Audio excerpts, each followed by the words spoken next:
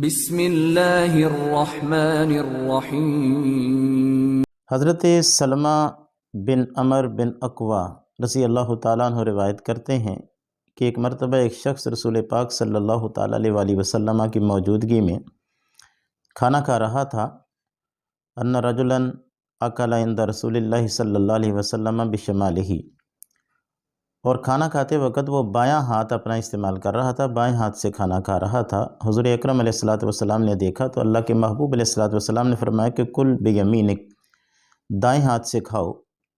اس نے کہا کہ لا استطیع، طاقت نہیں ہے مجھے، میں دائیں ہاتھ سے نہیں کھا سکتا۔ حضور اکرم علیہ السلام فرمانے لگے کہ لستطعت، تجھے طاقت تو نصیب بھی نہیں ہوگی۔